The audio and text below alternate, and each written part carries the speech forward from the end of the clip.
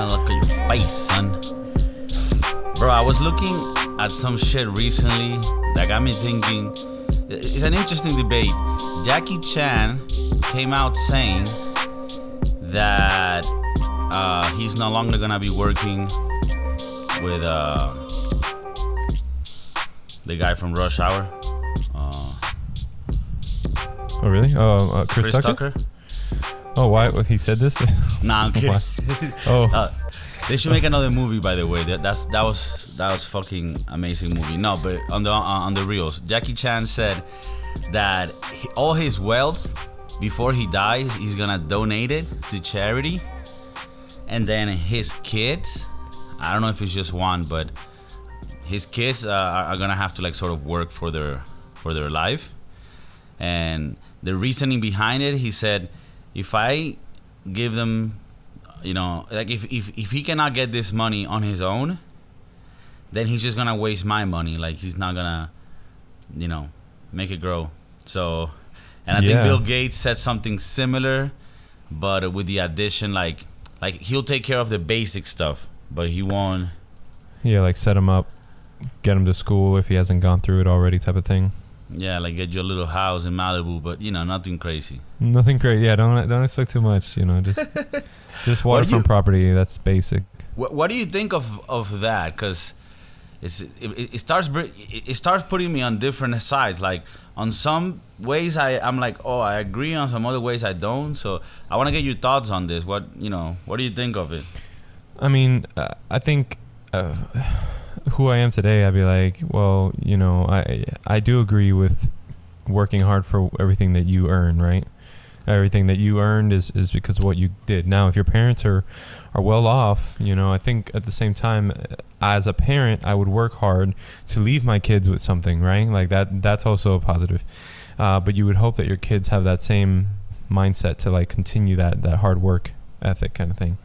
And how do you ensure that? Is by giving your kids or your family gifts that they never have to worry about going to make them want to work more or not? You know what I'm saying?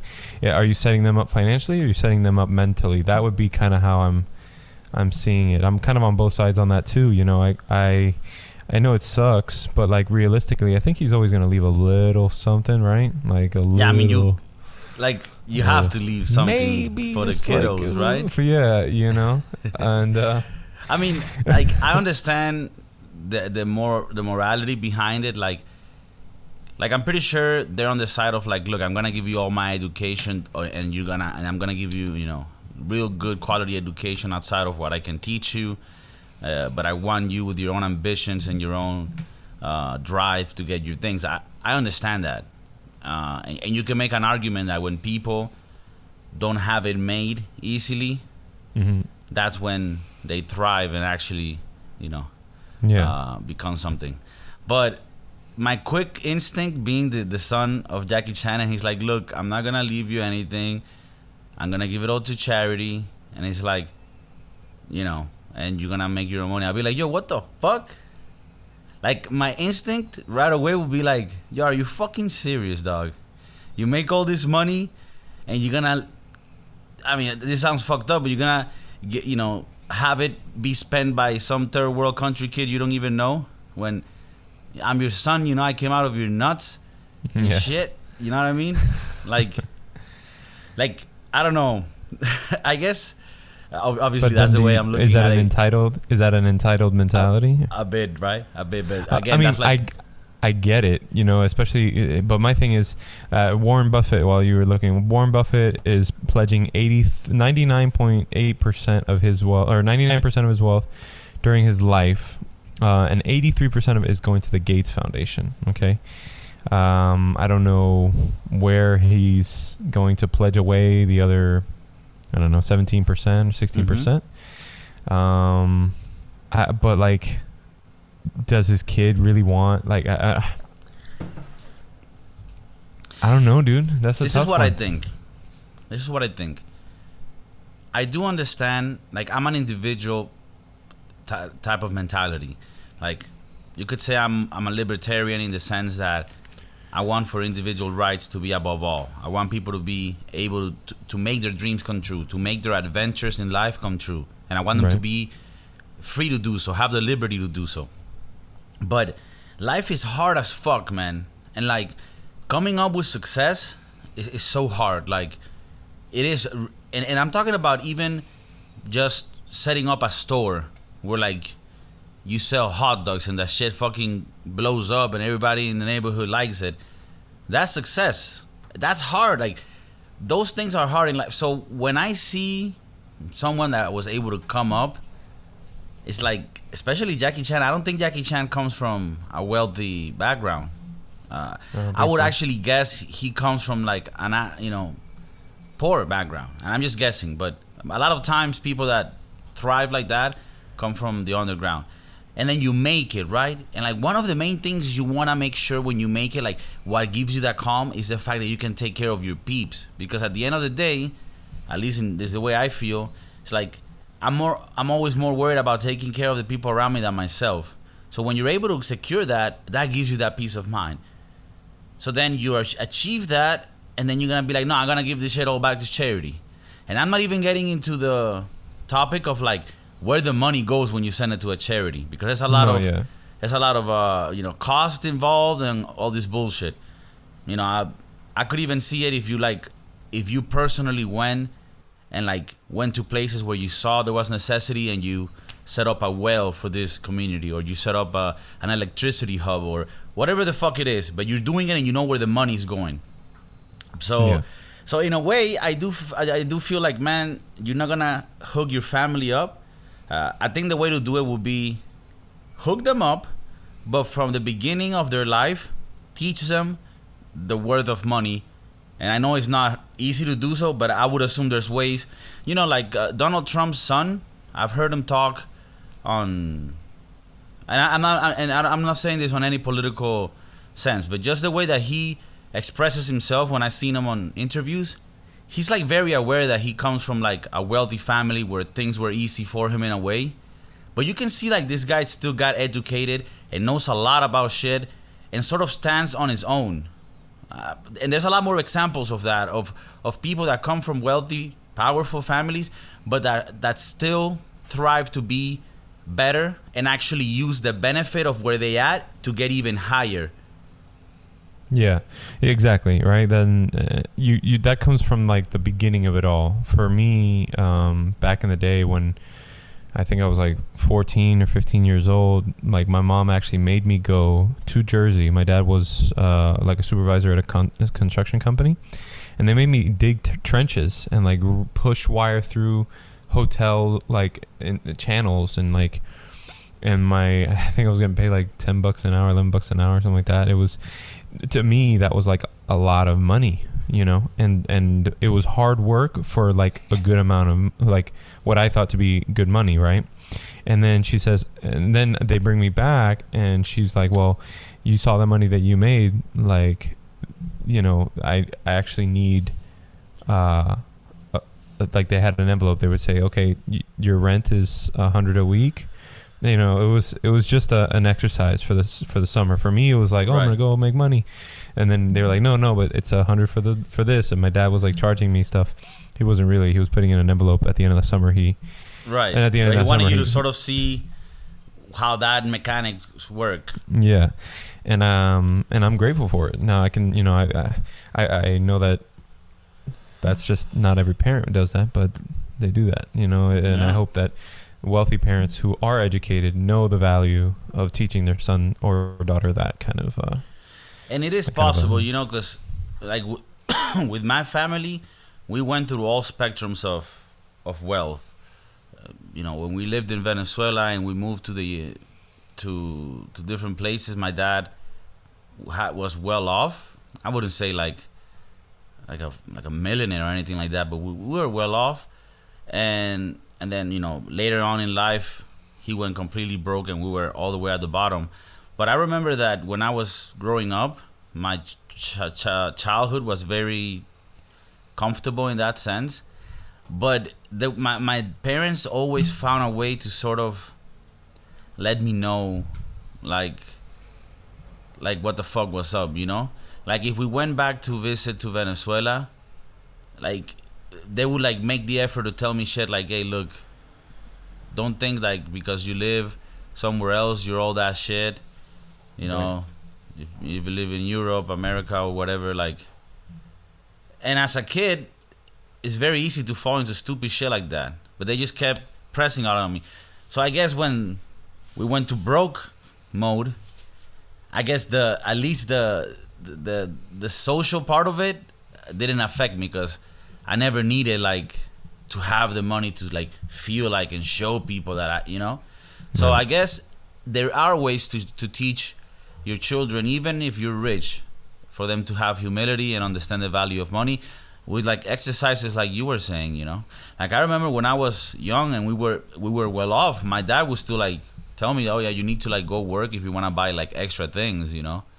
Yeah. And I would fucking go wash cars, cut grass around the community. And dude, man, I swear that those things were like so essential, so necessary, you know, for later on in life. And this also goes a bit more into like policies and political talk. Let me tell you why. Because that allows you to know how real life works. Here in Spain, for example, talking about this, this situation of do I leave my son my will or not? Well, in Spain, you don't have much of a choice because to start off, the government's already taking. I don't know the exact number, but I think it's from like it's at least 50%, but it might even be 60% of the total amount that your relative is leaving you. The government takes that, right? If you decide to leave it to your children or a relative. Obviously, if you decide to give it to the government, they'll happily take it. Like, to me, that's a spit on your face. Like, I'm dying, and thank you, we're taking your money. Like, it's like, in this casino, your chips are with you until you're alive. And then when you die, they fall, and the house takes them back. Yeah. And this is kind of like, and I don't want to get political, but just think of this and make sense of this. It's like an equalizer by generation. It's like they want to make it so that, because you always hear the complaint of like, well, look at all these rich families that they keep getting richer and richer, and their sons are born and are already rich and shit like that. And it's like, yeah, but if you were really successful and you made a lot of money to keep many generations rich, like, who the fuck are you to tell me I cannot spend my money that way? Like, if I made a lot of money and I want the next 3 generations to be a bunch of fucking lazy pieces of shit to spend their money, you might look at them and be like, they're pieces of shit. But somebody worked for that money. Even if that person's dead. And even if you don't see that effort today, that person made that money. Right. And I don't want to get into like the whole, because people will come like, yeah, but what about people that are corrupt and always been in the system? Like, okay, I'm not talking about the small percentage of people that have some sort of deal with the government and the corruption. I'm talking about in general. Most wealthy people make money because they have businesses that produce profit because they provide goods for the society. So if somebody worked back in the day, you know, like the owners of the steel company, Vanderbilt, I think, whatever back in the day in the Industrial Revolution, they probably made billions and billions of dollars, but they fucking built America, right? So if now their children and children of the children have all this money still left, who the fuck are you to say they cannot spend that shit? The guy that made that money died and told them, this is your fucking money now. So that's sort of where my morals compass goes. Like, even if I think it's shitty that some rich kid is a piece of shit and has all this money left, well, if he didn't steal it and somebody made that money and decided to give it to him, well, that's how the game works. Yeah, I mean, if I'm alive and I've got $1 billion, I could write a check right now and say, hey, look, I want you to burn I want you to see how fast you can get rid of this money. I mean, for God's sakes, we have people like Mr. Beast on YouTube. I mean, did you see how fast he blew up? Mr. Beast is like this kid on YouTube that he's started by giving away money. Oh, I'm giving away $10,000 to like the homeless guy on the corner. And now it's like, oh, I'm going to give $25,000 to the last person that gets out of this car. and now he's developing an app. It's another $25,000 for the last person who takes their thumb off the app. It's bullshit type of stuff, but like, you know, it's like it's a contest, and it's obviously giving him like the clout or the notoriety, but he's literally just giving money to people to do with whatever they want. He might get a kick out of whatever experiment he's doing, but he's just giving it away for the kiddos. Yeah. And so what's the difference between doing that, during your life or at the end of your life, right? If I'm cutting you a check, I mean, I understand the tax of getting paid on some, or like having to write it off on your taxes the next year. I mean, because it's income at the end of the day, you know, and that's, you can't just transfer money that easily. But for it to be like an inheritance tax, you know, like a specific, like, you know, that's well, I think it's morally wrong, and it's like, to me, it's criminal. like it's criminal, bro. Man, for a while I thought of opportunity in life this way. I was like, I'm down for equality of opportunity. I'm not down for equality of outcome. So, and what I meant by that was, I want everyone, regardless of your race, your gender, your color, whatever, to be able to have the same laws that apply to you, and to be able to have the freedom to pursue whatever career or adventure in life you want to do, right? Right. And then if you make it really big, or if you don't, well, that's the outcome. And that doesn't have to be the same. It's actually the freedom that you have that allows for some people to, I don't want to work that hard. I want to live in a little island, smoke a little weed, and sell pina coladas in the morning. And that's all I want to do. Well, you should have the freedom to fucking do that. And then the people that want to work 80 hours a day and be extra successful and never enjoy a moment of nature, well, they should have the freedom to do that. So it's clearly visible that equality of outcome wouldn't make sense. But equality of opportunity seems to make sense, right? Like everybody have the same opportunity. But then I was hearing some audiobooks and some concepts that actually changed my mind on this, and he brought up like a even deeper level with this. And it's like, it shouldn't be equality of opportunity, it should be freedom of opportunity. Because equality of opportunity would be that we grab everybody in the country and we put their accounts in zero, and we give them all the same apartment, and then we tell them, all right, start from here. Everybody's starting exactly the same. But what happens at the end of that generation? Some people would have worked harder than others, and some would have accumulated more resources than others, right? So then what happens to their children? Their children are automatically all starting in different positions. So they don't have equality of opportunity, because obviously the guy that worked hard and saved a lot of money and is able to make his children's life better and take them to the best schools, that children has more opportunity than the son of the other guy that didn't really make much money, right? Right. So technically speaking, for you to have this equality of opportunity constantly, you would have to have this law that whatever money you have when you die goes all back to the state, so that the state can redistribute it again, and everybody starts from zero. And every 50 years we start from zero, because that should be equality, right? So that sounds too nuts to me. Right, it sounds nuts. So, but sometimes you have to take it to the extreme to really show people the absurdity of it, right? So you saying that you want to tax the will that, or the inheritance, what would you call it? The inheritance. That you want to tax that? Well, if you take it to the extreme, you're practically saying, okay, give us this money back, because whatever your dad's generation did to put you further in life, we're going to bring it back down. And I feel like effort, you call it effort of a family, should stack up. That's how families go from different classes. My parents weren't as privileged as I was, in the sense of the education and the upbringing that they had. They had it a lot more, they had a lot rougher than me, right? And then their parents had it very rough coming from the Second World War and all this shit. So why are you telling me that it is wrong for each of those generations to have work hard for their children to be better than they were, and so on, so that eventually the family can fucking get to a place where they're like, fuck, look at all these generations that we went through and now we're here. Isn't that the whole fucking point? Isn't that the point of fucking keep on growing and progressing and evolving? I think that's the point.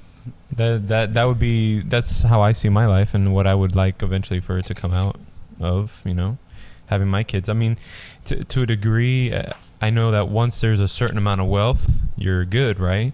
And I think the most humbling class, or the most the best place to be in, is like kind of middle class, right? Like your family has come from a little bit of struggle, not too many generations behind, and like, you know, you kind of see the value. And it's kind of like, I didn't know, it's completely different topic, but it's kind of like teaching your kids your native language, right? Like right now, how many Spanish people we know that don't speak Spanish, Hispanic kids, you know?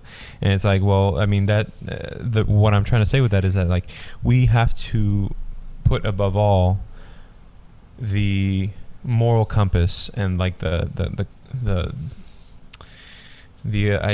ideals of family and of helping one another and getting more, you know, working hard to earn your own wealth, while still, you know, instilling, and after that, you know, when your next generation comes, that you're able to instill that into them, you know, to instill the instillment. But also to pass on the benefits that you have collected. Correct. Yeah, exactly. There's nothing wrong with that. I mean, I think because my think parents about it this buy way. property, right? They're buying property, and they're like, hey, you know, these houses are for you and your brother, and these houses are for you, because my mom's married to another, to a man with other kids. So it's like, okay, these houses are for your other brother and sister, and you're with your, you know, this side brother. You know what I mean? And it's like, Right. like I don't know. Maybe, obviously, we can talk about that a little bit and say, like, you know, what's better, money over assets? You know, I guess that would be one way to kind of leave it to... I've always been money over asses. No. I know what you mean. I mean, they be assets too, though. Well, I think it's... Depends what the asset is, right? I mean, if you're like a kid and you want to be independent, there's nothing better than having your own place, you know, and then not having to have a rent and be able to save that up. But if you have the mind young enough, which I didn't have, to like think of a business that could make you money if you invest, and I think that should be the route. But you know, the way that I think of it, going back to the same subject, is life is limited. So if you, as a father, make enough money to allow your kid not to skip the learning of values, but to skip time that he can save, because you're, like, for example, let's say that somebody that came from the bottom had to take 5 years to like save enough money to pay for, you know, to start a business that later on made them be wealthy and shit, right? Well, maybe your kid, you can have him go to school instead, for example, and become really good at business, and you provide him with those $5,000 to start his business, and he's able to sort of ramp up a lot quicker because he used that time to study, and you're giving him the money to start. Now, can you say, oh, but that's not fair because the other guy like did it from the bottom, and now, you know, coming from the bottom, now we're here, coming from the bottom, now the whole thing fucking here. Yeah, but that's fucking life. Life isn't fair. And Thomas Sowell, which I've been wanting you to hear recently, Thomas Sowell was talking about inequality, and he said, I mean, if you live near a river, you have an advantage. If you live in a mountain outside from most societies, and you don't have a lot of connection to trade, you are at a disadvantage, a large disadvantage. Is that fair? No, it isn't fair. If the rivers in your country go to the Atlantic and you're able to trade with the whole world, well, you're a lot better off than someone in East Russia where their seas go to the frozen Arctic and you cannot trade. So, Yeah. I mean, there's so many things in the world that determine advantages to some side or the other. So, and then your parents' wealth is just one factor out of all these factors that we're talking about, you know? Yeah, I think it's a good point of view, to kind of make sure that whatever you do in your life should at least benefit in one way or another your kids, right, or your legacy. Whether that be, I personally would prefer financially benefit, but you should. In the case of Jackie Chan, he's and others like him, I guess he's just looking at it from like a holistic approach rather than just throwing money at it. So, and at the end of the day, I will say that I think Jackie Chan's son has been pretty straight. Pretty straight? Yeah, like he's been good. Like I don't see him. I don't know him. I don't even know who's Jackie Chan's son. So then how the fuck you think he's straight? Like, no, like he's good. Like he's good in life. Jackie Chan. Oh, okay. Yeah. I'm pretty sure when Jackie Chan says I'm not gonna leave him money, he means like I'm only gonna give you $5 million and the 2 houses in Hong Kong. Yeah, exactly. Type shit. He later went to. He's got a music career. Okay. So. But He's yeah, fine. I think. I don't think he's a struggling artist. He's a struggling artist. Okay. I don't think he's a struggling artist. Oh, you don't. Yeah, I think that you're right. Jackie Chan I'm sure he's doing it with the best of intentions. And I just think that there is an argument, to be made that if you leave wealth to somebody that you educated correctly, that can help them skip certain phases in life that would save them time and have a better quality of life. So that's where I'm going. And also the educational part and the culture part. And having money allows you to give your children a better education, at least in the external sense, traveling, things like that. That really opens up your mind. You can give good education to your kid by your values, even if you're poor. But unfortunately, or if you want to call it that, if you're able to have money and you can travel and have your kid meet so many cultures, there's no, that's just gonna put them at a different wavelength with the world and be more tolerant, be more accepting of everything. So, there is an advantage to that, and I think life is not fair.